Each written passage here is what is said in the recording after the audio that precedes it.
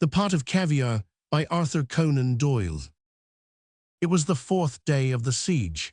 Ammunition and provisions were both nearing an end, when the Boxer insurrection had suddenly flamed up and roared like a fire in dry grass across northern China. The few scattered Europeans in the outlying provinces had huddled together at the nearest defensible post and had held on for dear life until rescue came or until it did not. In the latter case, the less said about their fate the better. In the former, they came back into the world of men with that upon their faces which told that they had looked very closely upon such an end as would ever haunt their dreams. Icao was only 50 miles from the coast, and there was a European squadron in the Gulf of Liontongue. Therefore the absurd little garrison, consisting of native Christians and railway men, with a German officer to command them and 5 civilian Europeans to support him, held on bravely with the conviction that help must soon come sweeping down to them from the low hills to eastward. The sea was visible from those hills, and on the sea were their armed countrymen. Surely, then, they could not feel deserted. With brave hearts, they manned the loopholes in the crumbling brick walls outlining the tiny European quarter, and they fired away briskly, if ineffectively, at the rapidly advancing sangers of the Boxers. It was certain that in another day or so they would be at the end of their resources, but then it was equally certain that in another day or so they must be relieved. It might be a little sooner, or it might be a little later, but there was no one who ever ventured to hint that the relief would not arrive in time to pluck them out of the fire. Up to Tuesday night, there was no word of discouragement. It was true that on the Wednesday, their robust faith in what was going forward behind those eastern hills had weakened a little. The grey slopes lay bare and unresponsive, while the deadly sangers pushed ever nearer, so near that the dreadful faces which shrieked imprecations at them from time to time over the top could be seen in every hideous feature. There was not so much of that now since young Ainsley, of the diplomatic service, with his neat little 303 sporting rifle, had settled down in the squat church tower and had devoted his days to abating the nuisance. But a silent sanger is an even more impressive thing than a clamorous one, and steadily, irresistibly, inevitably, the lines of brick and rubble drew closer. Soon they would be so near that one rush would assuredly carry the frantic swordsmen over the frail entrenchment. It all seemed very black upon the Wednesday evening.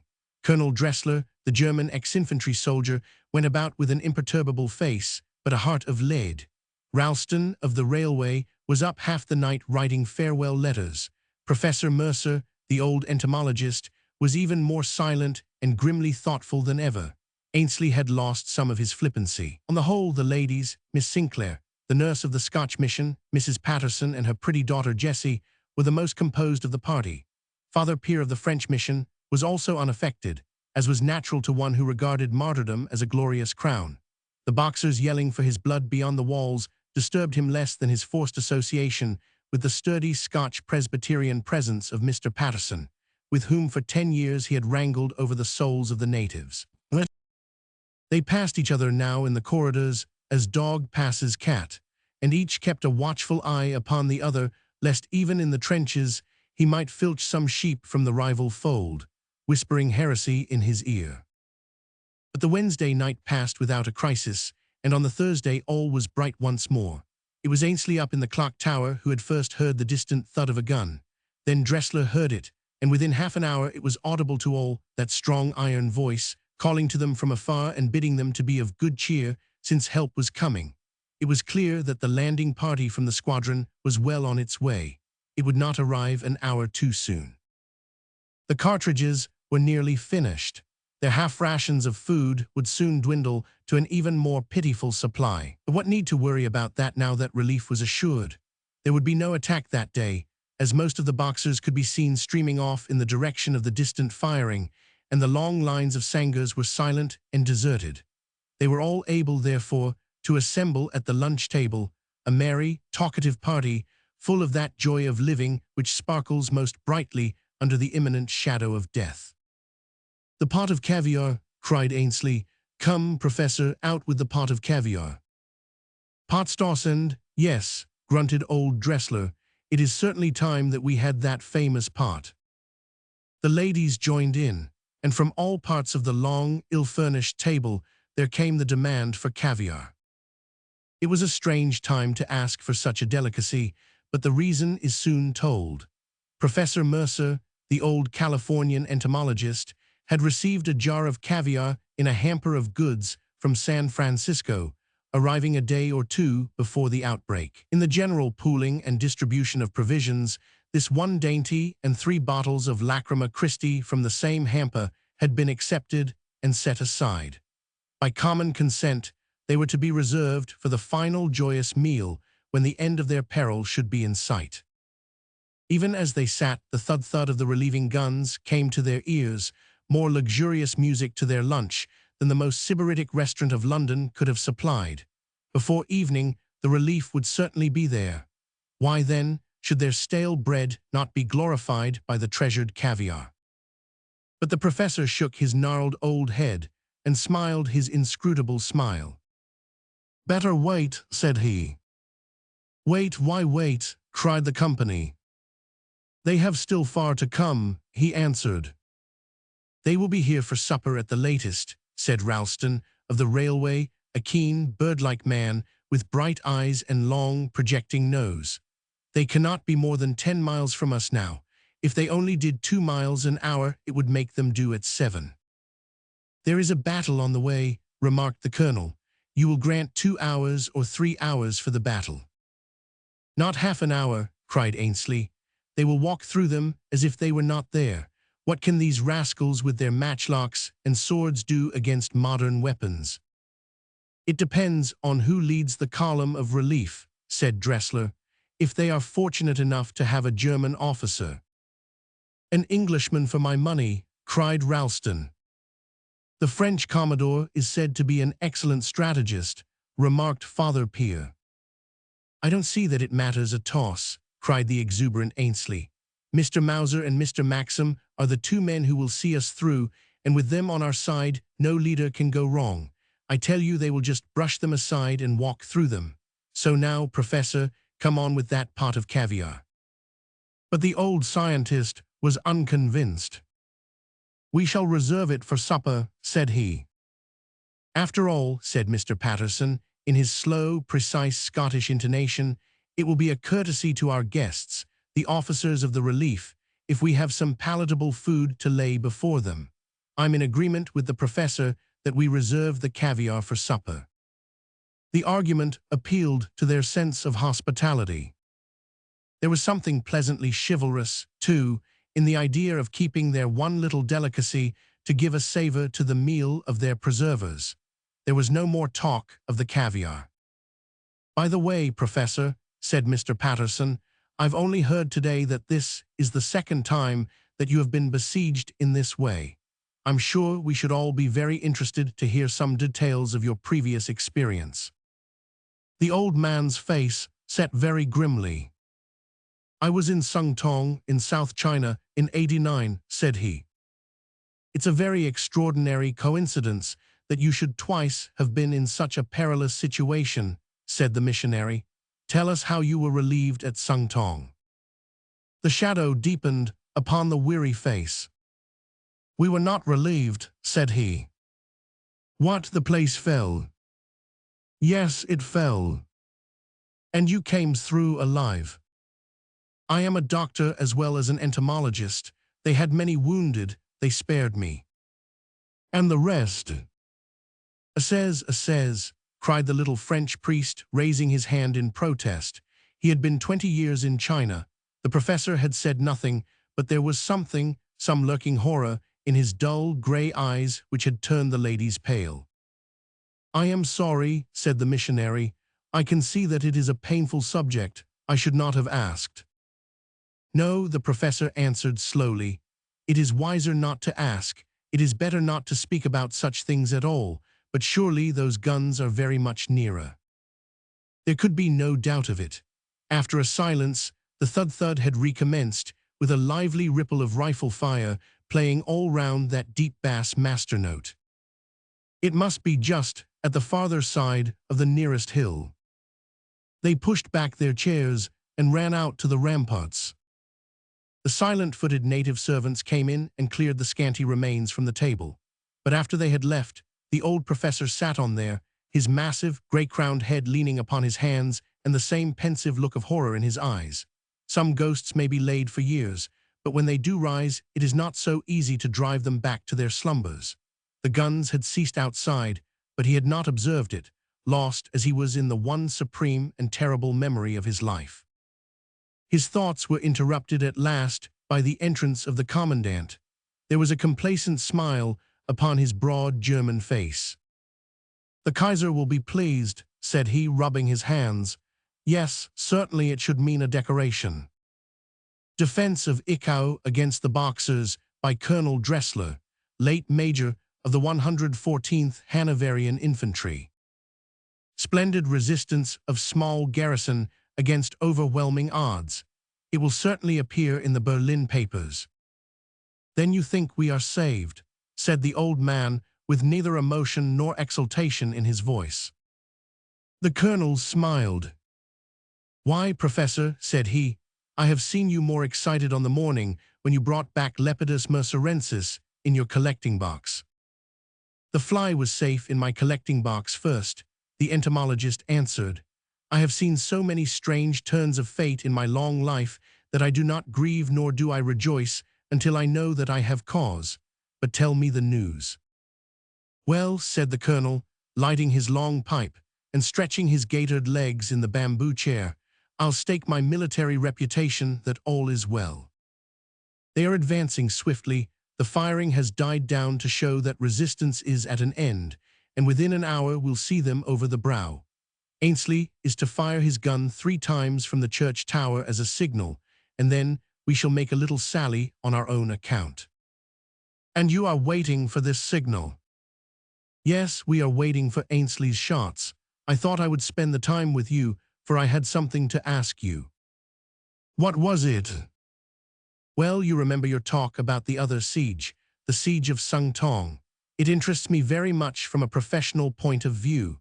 Now that the ladies and civilians are gone, you will have no objection to discussing it." "It is not a pleasant subject." "No, I dare say not. Mein Gott, it was indeed a tragedy, but you have seen how I have conducted the defense here. Was it wise? Was it good? Was it worthy of the traditions of the German army? I think you could have done no more." "Thank you, but this other place, was it as ably defended? To me, a comparison of this sort is very interesting. Could it have been saved?" "No, everything possible was done, save only one thing." "Ah, there was one omission. What was it?" "No one, above all, no woman, should have been allowed to fall alive into the hands of the Chinese." The colonel held out his broad red hand and enfolded the long, white, nervous fingers of the professor. "You are right, 1,000 times right, but do not think that this has escaped my thoughts. For myself I would die fighting, so would Ralston, so would Ainsley. I have talked to them, and it is settled. But the others, I have spoken with them, but what are you to do? There are the priest and the missionary and the women. Would they wish to be taken alive? They would not promise to take steps to prevent it. They would not lay hands on their own lives. Their consciences would not permit it. Of course, it is all over now, and we need not speak of such dreadful things, but what would you have done in my place? Kill them. Mein Gott, you would murder them. In mercy I would kill them. Man, I have been through it. I have seen the death of the hot eggs.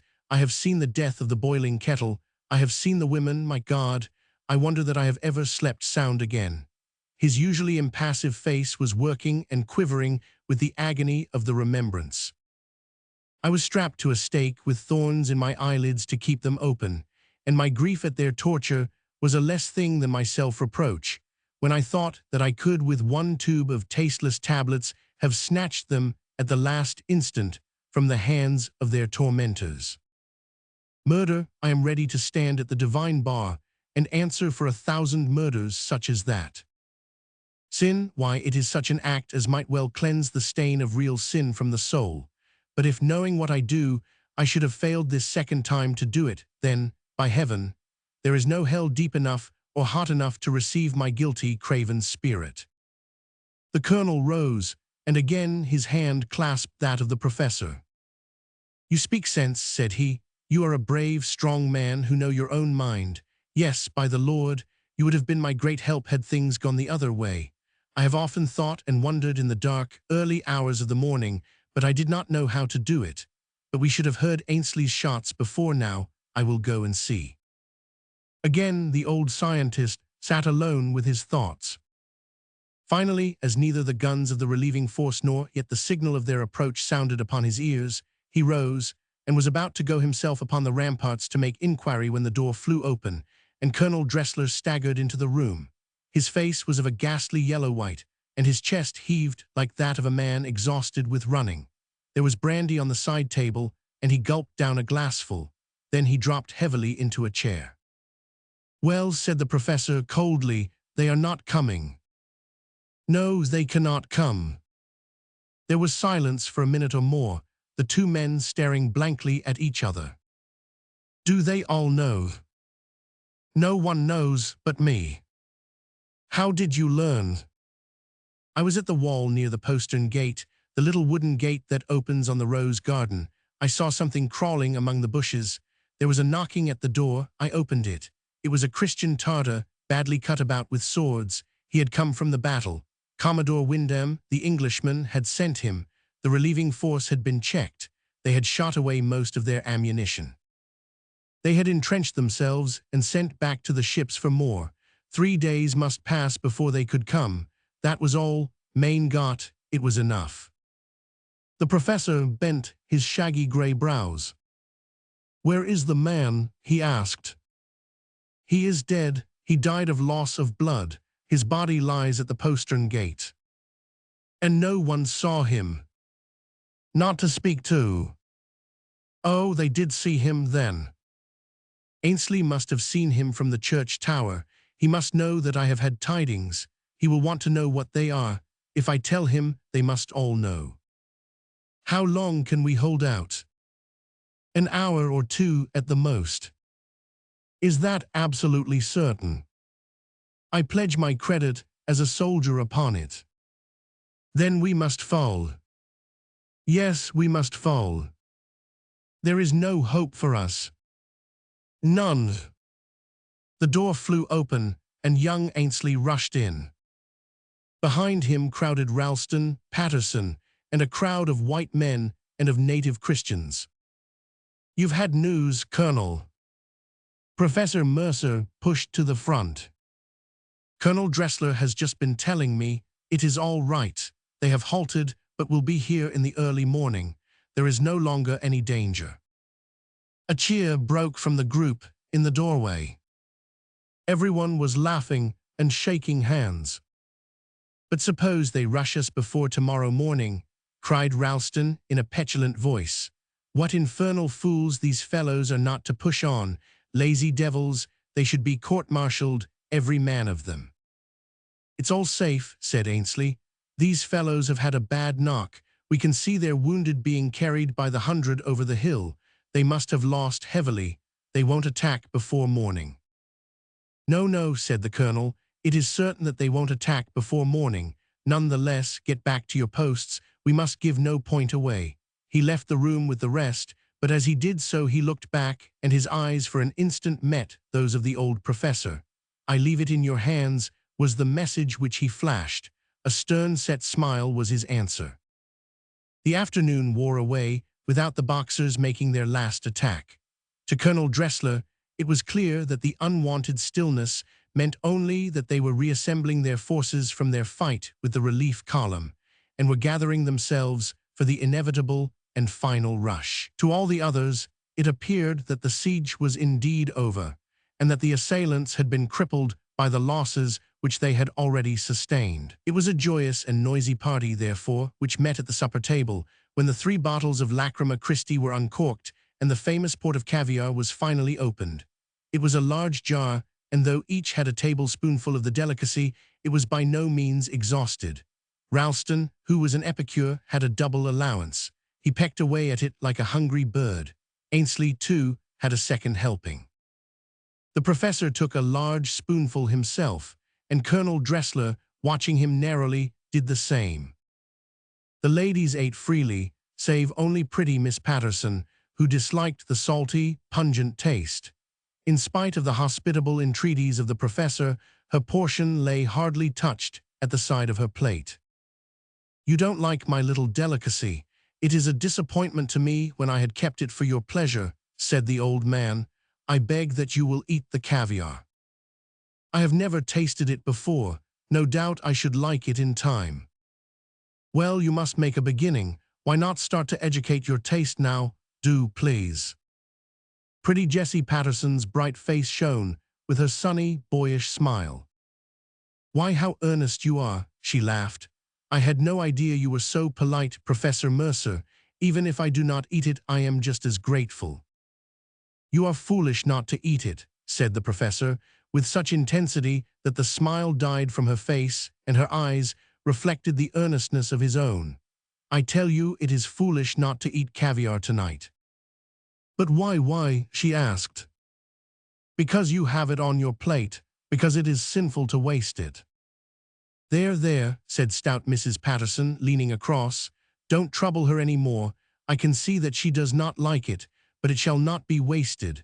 She passed the blade of her knife under it and scraped it from Jessie's plate onto her own. "Now it won't be wasted. Your mind will be at ease, Professor." But it did not seem at ease. On the contrary, his face was agitated like that of a man who encounters an unexpected and formidable obstacle. He was lost in thought. The conversation buzzed cheerily. Everyone was full of his future plans.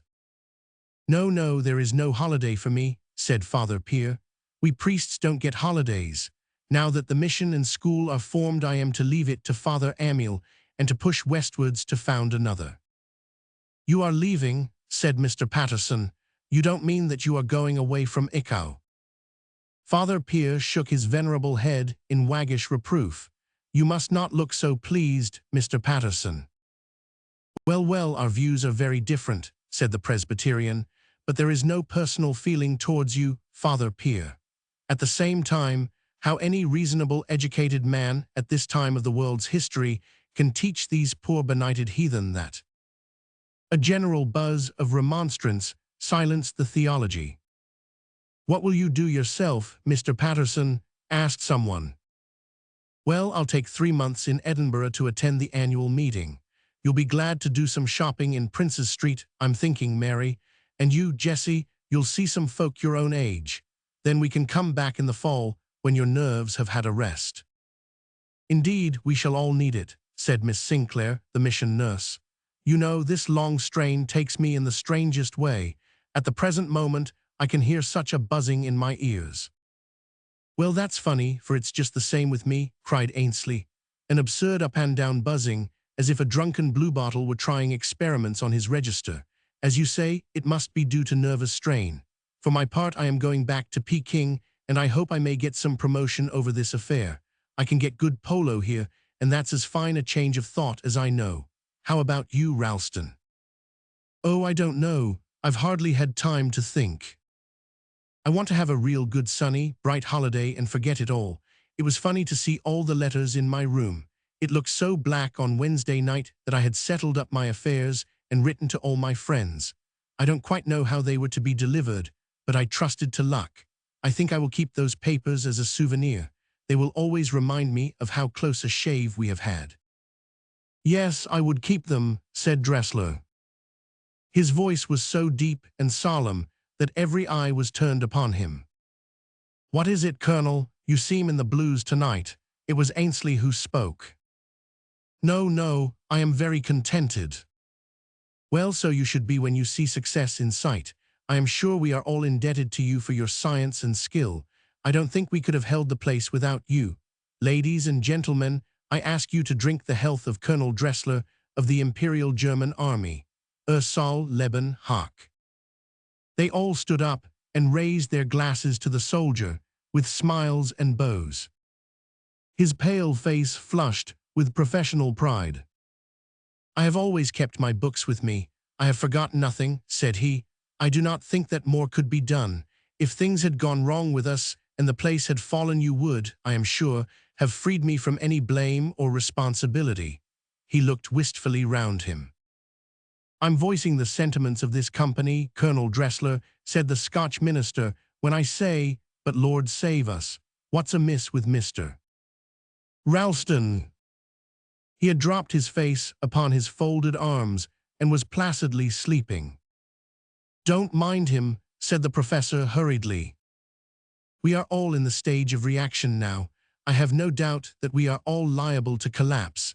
It is only tonight that we shall feel what we have gone through." "I'm sure I can fully sympathize with him," said Mrs. Patterson. "I don't know when I have been more sleepy. I can hardly hold my own head up." She cuddled back in her chair and shut her eyes. "Well, I've never known Mary do that before," cried her husband, laughing heartily. "Gone to sleep over her supper. Whatever will she think when we tell her of it afterwards? But the air does seem hot and heavy. I can certainly excuse anyone who falls asleep tonight. I think that I shall turn in early myself." Ainsley was in a talkative, excited mood. He was on his feet once more with his glass in his hand. "I think that we ought to have one drink all together and then sing Auld Lang Syne," said he, smiling round at the company. "For a week we have all pulled in the same boat, and we've got to know each other as people never do in the quiet days of peace. We've learned to appreciate each other, and we've learned to appreciate each other's nations. There's the colonel here stands for Germany, and Father Pierre is for France. Then there's the professor for America. Ralston and I are Britishers. Then there's the ladies, God bless 'em. They have been angels of mercy and compassion all through the siege. I think we should drink the health of the ladies.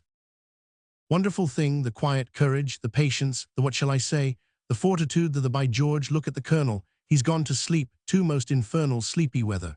His glass crashed down upon the table, and he sank back, mumbling and muttering, into his seat. Miss Sinclair, the pale mission nurse, had dropped off also. She lay like a broken lily across the arm of her chair. Mr. Patterson looked round him and sprang to his feet. He passed his hand over his flushed forehead. "This isn't natural, Jessie," he cried. "Why are they all asleep? There's Father Pierre, he's off too." "Jessie, Jessie, your mother is cold. Is it sleep? Is it death? Open the windows. Help, help, help." He staggered to his feet and rushed to the windows, but midway his head spun round, his knees sank under him, and he pitched forward upon his face. The young girl had also sprung to her feet. She looked round her with horror-stricken eyes at her prostrate father and the silent ring of figures. "Professor Mercer, what is it? What is it?" she cried. "Oh my God, they are dying, they are dead." The old man had raised himself by a supreme effort of his will, though the darkness was already gathering thickly round him. "My dear young lady," he said, stuttering and stumbling over the words, "we would have spared you this. It would have been painless to mind and body. It was cyanide. I had it in the caviar, but you would not have it." Great heaven, she shrank away from him with dilated eyes. "Oh, you monster, you monster. You have poisoned them." "No, no, I saved them. You don't know the Chinese. They are horrible. In another hour we should all have been in their hands. Take it now, child." Even as he spoke, a burst of firing broke out under the very windows of the room. "Hark, there they are. Quick, dear, quick, you may cheat them yet." But his words fell upon deaf ears, for the girl had sunk back senseless in her chair. The old man stood listening for an instant to the firing outside. But what was that? Merciful Father, what was that? Was he going mad? Was it the effect of the drug? Surely it was a European cheer. Yes, there were sharp orders in English. There was the shouting of sailors. He could no longer doubt it. By some miracle the relief had come after all. He threw his long arms upwards in his despair. "What have I done? Oh, good Lord, what have I done?" he cried. It was Commodore Wyndham himself who was the first, after his desperate and successful night attack, to burst into that terrible supper-room. Round the table sat the white and silent company. Only in the young girl who moaned and faintly stirred was any sign of life to be seen. And yet there was one in the circle who had the energy for a last supreme duty. The Commodore, standing stupefied at the door, saw a grey head slowly lifted from the table, and the tall form of the professor staggered for an instant to its feet.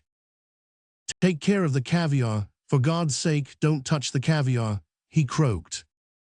Then he sank back once more, and the circle of death was complete.